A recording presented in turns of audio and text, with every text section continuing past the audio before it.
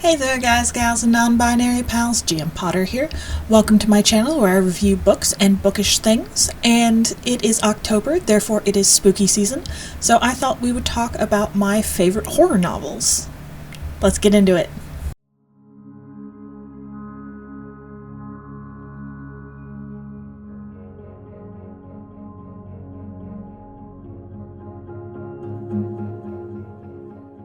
Okay, so the horror genre has been kind of a safe place for me, in much the way that people with PTSD will often, from war times, will find relief in first-person shooters.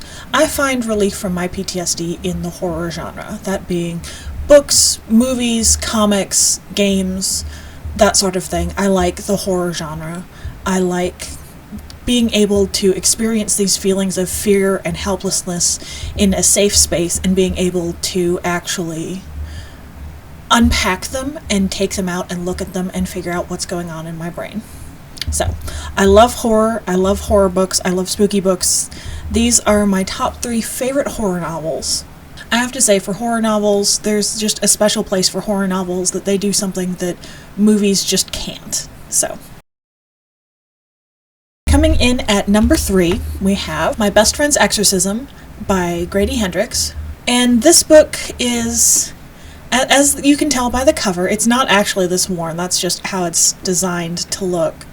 It's a 80s-tastic, campy horror novel. I love this book. This book was so good. I've read a couple others by Grady Hendrix that were also one other was very good, the other one I couldn't get into. The other one I liked was Horror Store, which is essentially a horror IKEA, and then the one I didn't like was the Southern Book Club's Guide to Slaying Vampires. It felt like a rehash of this book in a less than creative way. So, I've read 3 books by this author. 2 were amazing, 1 not so much, so we'll see. I've got some more books by this author that I want to read on my to-be-read shelf. So we'll see there. The story of My Best Friend's Exorcism is 2 high school girls. One of them gets possessed, and it's essentially through the power of friendship in a way that only something that takes place in the 80s could, that you get your resolution. And it's oddly heartwarming. Like, it's spooky, it's atmospheric, it's a little bit on the scary side, but it's also heartwarming in its ending, and for that reason, it's number 3, because it's one that I've read more than once, which is always a good thing for books. But that is book number 3, My Best Friend's Exorcism by Grady Hendrix. Coming in at number 2, we have Mexican Gothic by Silvia Moreno Garcia. This one is so good. I am in love with this author. Everything she's written I have been absolutely enamored with. There's Mexican Gothic, there's The Daughter of Dr. Moreau, there's Silver Nitrate, there's Velvet Was the Night, I have The Seventh Veil of Salome that I'm going to be reviewing a little bit later in the month. Or maybe it's already come out now, I'm not sure. It's coming if it hasn't come out already. But this author is absolutely brilliant. She does Gothic horror in a way that is just a breath of fresh air.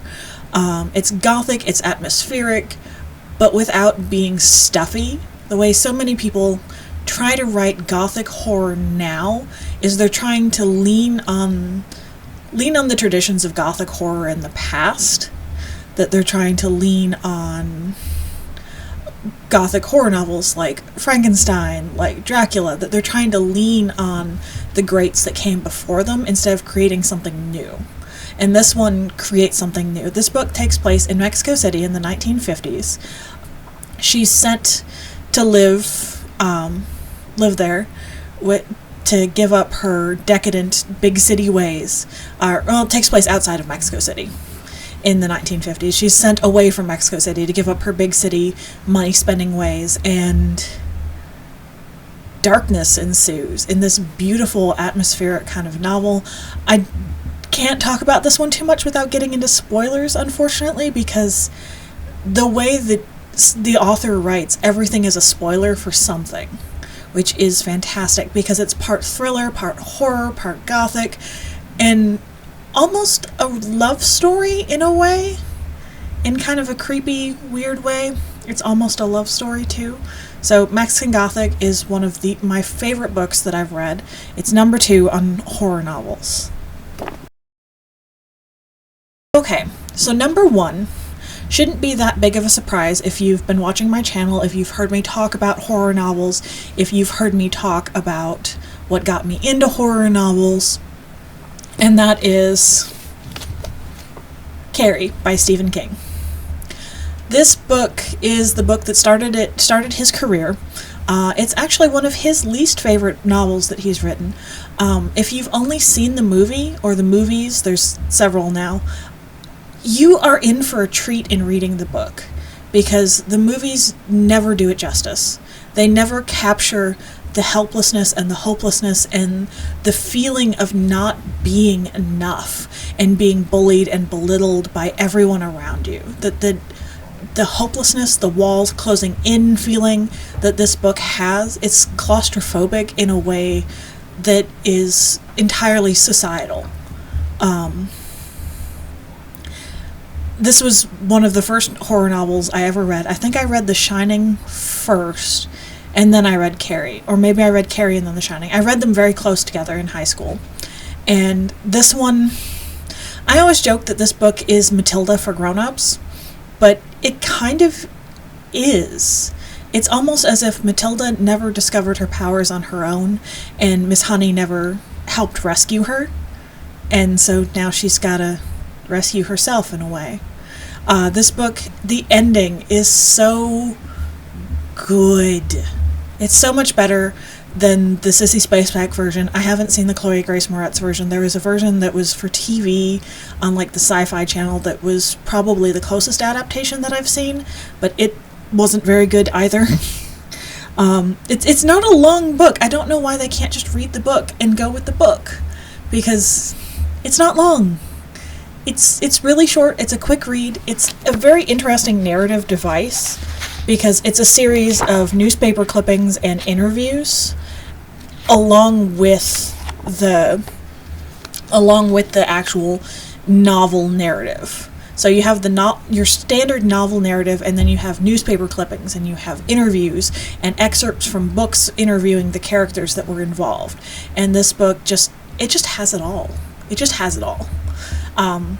Yeah, Carrie is my favorite horror novel of all time so far. That might change in the future, depending on what I read, but as of right now, it's Carrie.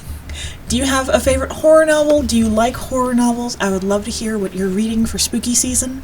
Please let me know in the comments down below. Don't forget to like, share, and subscribe. I'll see you in the next one. Stay spooky. Bye.